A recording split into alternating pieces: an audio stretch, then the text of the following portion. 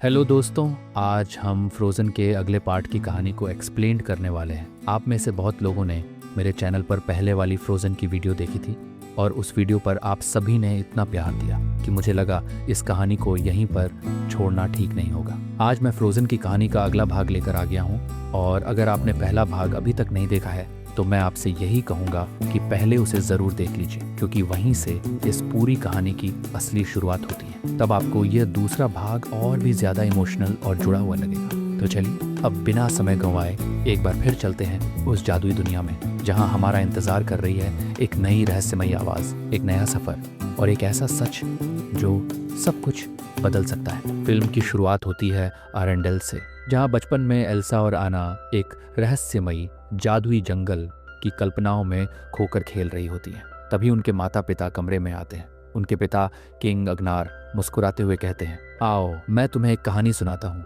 वह उन्हें एक पुराने जादुई जंगल के बारे में बताते हैं, जहाँ 4 शक्तिशाली आत्माएं राज करती थी। धरती, आग, पानी और हवा की आत्माएं। ये आत्माएं प्रकृति के संतुलन की रक्षक मानी जाती थी। उस जंगल में नॉर्थुल्ड्रा नाम का एक कबीला रहता था। वे साधारण इंसानों जैसे नहीं थे।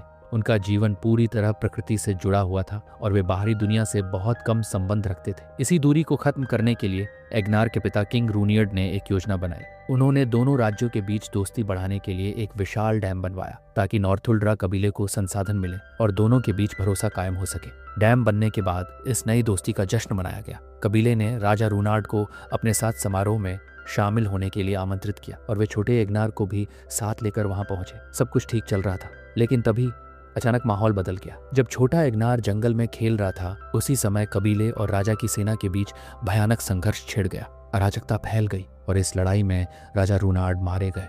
उनकी मृत्यु से जंगल की आत्माएं क्रोधित हो उठी। चारों तत्व जैसे बेकाबू हो गए। हवा तेज चलने लगी, धरती कांपने लगी और पूरा जंगल अशांत हो गया। इसी अफरा तफरी में छोटा एग्नार बेहोश हो गया। बेहोशी की हालत में उसे एक अजीब रहस्यमयी आवाज सुनाई दी और फिर किसी अनजान शक्ति ने उसे वहां से उठाकर सुरक्षित स्थान पर पहुंचा दिया। इस घटना के बाद आत्माओं ने पूरे जंगल को घने जादुई कोहरे से ढक दिया, एक ऐसा कोहरा जिसने उस जगह को दुनिया से पूरी तरह अलग कर दिया। और उस दिन के बाद कोई भी उस जंगल की सच्चाई को समझ नहीं पाया। कहानी सुनाने के बाद राजा एग्नार बच्चियों को गुड नाइट कहते हैं, लेकिन एना और एल्सा की जिज्ञासा अभी शांत नहीं होती। वे अपनी माँ से उस जंगल और उसकी रहस्यमयी बातों के बारे में और जानना चाहती हैं। तब उनकी माँ एक मधुर लोरी गाती है, जिसमें वह एक जादुई नदी आतोहल्लन का जिक्र करती है। कहा जाता है कि इस नदी में दुनिया के सारे राज छिपे हुए हैं और जो सच जानना चाहता है ये उसे सच्चाई दिखा देती है। यहीं पर यह फ्लैशबैक समाप्त होता है और कहानी हमें वर्तमान समय में ले आती है। अब एल्सा एना की मदद से पूरे राज्य की जिम्मेदारी संभाल रही है। चारों ओर पतझड़ के त्योहार की तैयारियां चल रही हैं। माहौल खुशियों से भरा है। लेकिन तभी एल्सा को अचानक एक अजीब रहस्यमयी आवाज सुनाई देती है, एक ऐसी आवाज जिसे सिर्फ वही सुन सकती है। यह अनजानी पुकार उसे बेचैन करने लगती है। एना उसे संभालने की कोशिश करती है, उसे शांत करने के लिए एक प्यारा सा गीत गाती है ताकि एल्सा डर को भूलकर आराम कर सके। एल्सा सो तो जाती है, लेकिन उसके सपनों में भी वही आवाज उसका पीछा नहीं छोड़ती। अचानक वह जाग जाती है, जैसे कोई उसे बाहर बुला रहा हो। वह उस आवाज का पीछा करते हुए बाहर जाती है और उससे जुड़ने की कोशिश करती है। अपने जादू का इस्तेमाल करते हुए वह हवा में कुछ अजीब से निशान बनते देखती है, मानो कोई अदृश्य शक्ति उससे संवाद कर रही हो। तभी आसमान से चमकते हुए जादुई बर्फ के क्रिस्टल पूरे राज्य में गिरने लगते हैं। लोग हैरान होकर इस अद्भुत नजारे को देखने बाहर आ जाते हैं, लेकिन यह सुंदर दृश्य जल्द ही खतरे में बदल जाता है। अचानक प्रकृति की शक्तियां उग्र हो उठती हैं। 3 एलिमेंटल स्पिरिट्स, आग, पानी और हवा, चारों ओर अराजकता फैलाने लगती है। लोग घबराकर इधर उधर भागने लगते हैं। एल्सा समझ जाती है कि यह कोई साधारण घटना नहीं है और उसे महसूस होता है कि धरती की शक्ति भी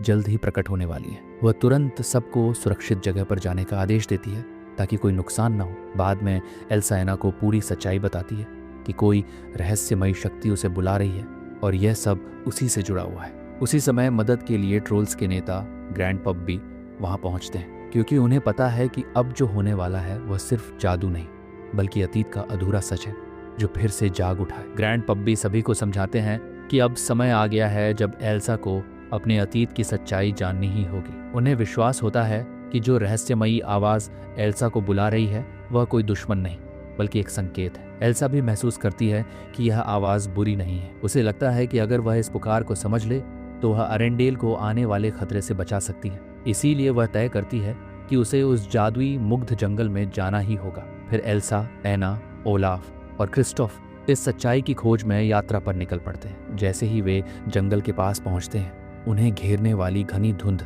अचानक खुद ही रास्ता दे देती है, मानो जंगल उन्हें अंदर आने की अनुमति दे रहा हो।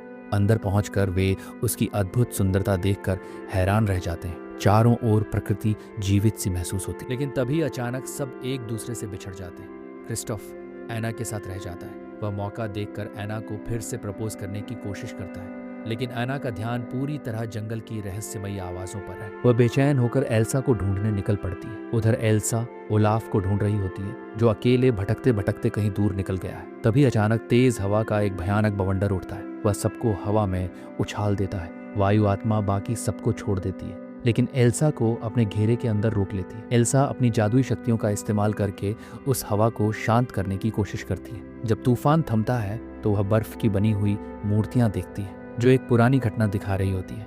एक रहस्यमयी लड़की छोटे एकनार को बचाते हुए। वे समझने की कोशिश ही कर रहे होते हैं कि अचानक उन्हें आवाजें सुनाई देती हैं। वे उनका पीछा करते हैं और जो देखते हैं उसे चौंक जाते हैं। अरेंडेल और नॉर्थुल्ड्रा के सैनिक आज भी एक दूसरे के खिलाफ खड़े हैं, मानो समय यहीं रुक गया हो और युद्ध कभी खत्म ही न हुआ हो। ओलाफ अपनी मासूमियत में पूरी कहानी समझाने की कोशिश करता है, जबकि एल्सा अपने जादू से लड़ाई रोक देती है। सब लोग उसकी शक्तियों को देखकर दंग रह जाते हैं। एल्सा उनसे वादा करती है कि वह इस जंगल और यहाँ रहने वाले सभी लोगों की रक्षा करेगी। लेकिन तभी एक नई मुसीबत आ जाती है। अचानक आग की आत्मा प्रकट होती है और पूरे जंगल में आग फैलने लगती है। एल्सा तुरंत आग बुझाने की कोशिश करती है और क्रिस्टोफ से कहती है कि वह एना को सुरक्षित जगह ले जाए। खुद एल्सा उस फायर स्प्रिट के पीछे दौड़ पड़ती है, रास्ते भर आग बुझाती हुई, ताकि जंगल को नुकसान न पहुंचे। कुछ देर बाद वह देखती है कि वह भयानक अग्नि आत्मा दरअसल एक छोटा सा डरा हुआ सैलामेंडर है। एल्सा उसे शांत करती है और वह नन्हा जीव उस पर भरोसा करने लगता है।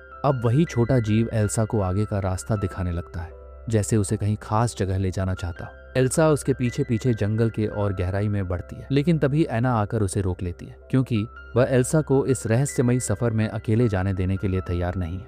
एल्सा देखती है कि एना बहुत परेशान और भावुक हो चुकी है। उसे शांत करने के लिए एल्सा अपनी माँ का शॉल उसके कंधों पर डाल देती है। एक ऐसा शॉल जो सिर्फ कपड़ा नहीं, बल्कि एक याद और अपनापन था। ये देखकर वहां मौजूद नॉर्थुल्ड्रा लोग हैरान रह जाते हैं। वे तुरंत पहचान लेते हैं कि यह कोई साधारण शॉल नहीं है, बल्कि उनके कबीले का पारंपरिक शॉल है। तभी सच्चाई सामने आती है।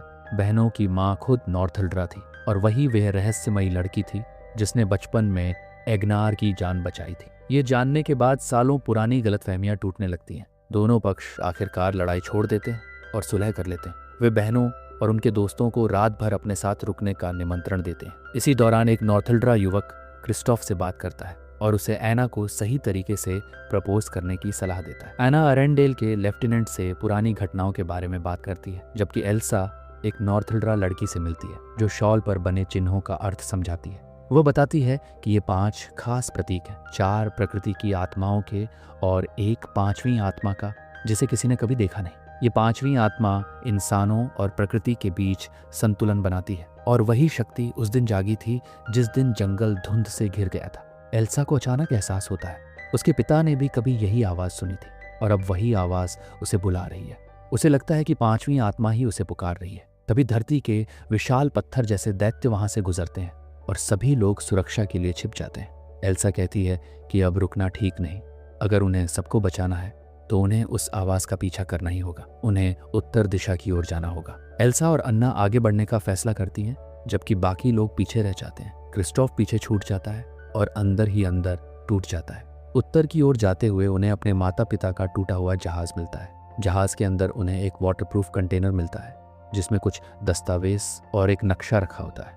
नक्शा देखकर उन्हें सच्चाई पता चलती है। उनके माता पिता आतोहल्लन तक पहुंचने की कोशिश कर रहे थे। वे एल्सा की शक्तियों का असली स्रोत जानना चाहते थे, लेकिन इस सफर में उन्हें खतरनाक डार्क सी का सामना करना पड़ा और वहीं उनकी जान चली गई। एल्सा कांपते हुए अपने जादू का इस्तेमाल करती है ताकि वह उनके आखिरी पलों को देख सके। बर्फ की यादें सामने उभरती हैं, कैसे ऊंची ऊंची लहरों ने जहाज को निगल लिया और उसके माता पिता सागर में खो गए।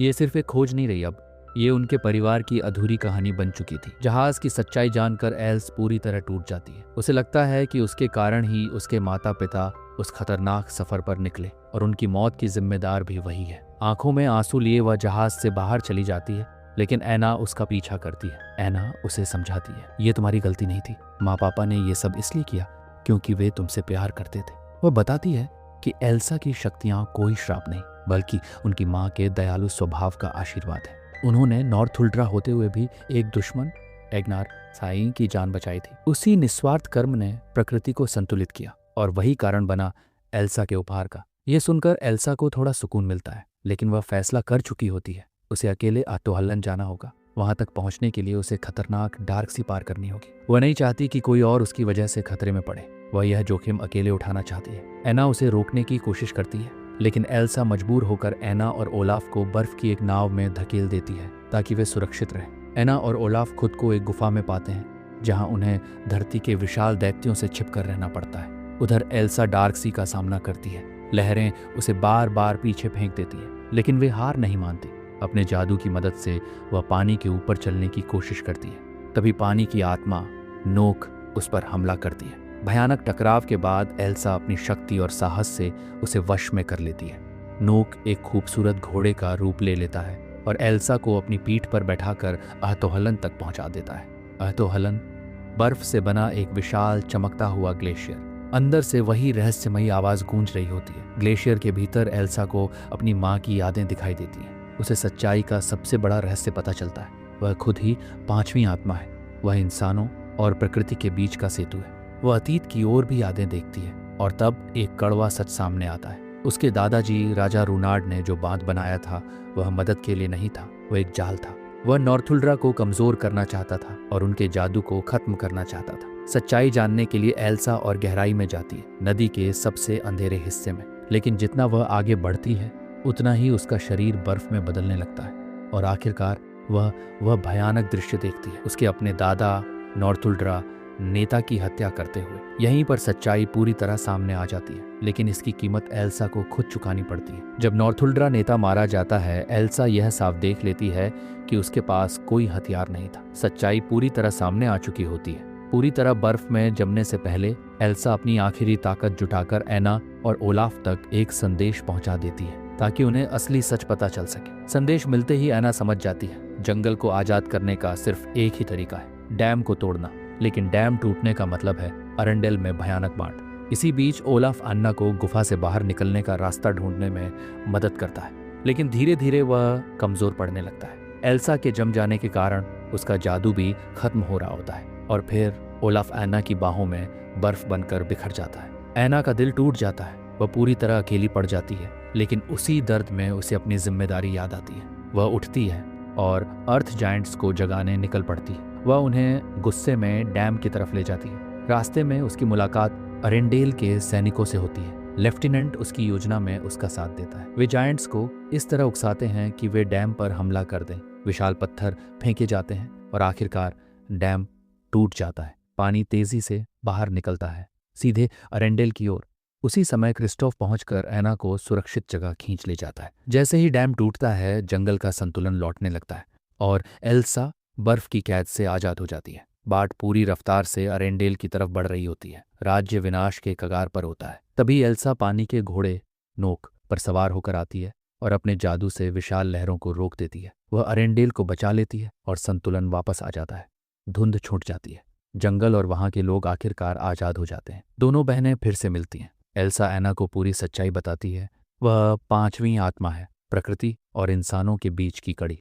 लेकिन वह अकेली नहीं है। वे दोनों मिलकर उस पुल की दो आधी हिस्से हैं। एल्सा अपने जादू से ओलाफ को वापस ले आती है और सबकी खुशियां लौट आती हैं। क्रिस्टोफ आखिरकार ऐना को दिल से प्रपोज करता है और इस बार ऐना मुस्कुराते हुए उसका प्रस्ताव स्वीकार कर लेती है। कुछ समय बाद हम फिर अरेंडेल लौटते हैं। ऐना को नई रानी का ताज पहनाया जाता है। वह अब आधिकारिक रूप से अरेंडेल की शासक बन जाती है और एल्सा वह जादुई जंगल में रहकर उसकी रक्षा करने का फैसला करती है। आखिर में उसे ऐना का एक प्यारा सा खत मिलता है और फिल्म के खत्म होते होते वह अपनी बहन से मिलने निकल पड़ती है। इस तरह यह कहानी हमें सिखाती है, सच्चाई कितना भी कड़वा क्यों ना हो, उसे स्वीकार करना ही संतुलन और शांति की पहली अगर ये कहानी आपके दिल को छू गई हो तो वीडियो को लाइक करें और ऐसे ही दिल छू लेने वाली स्टोरीज के लिए चैनल को सब्सक्राइब ज़रूर करें।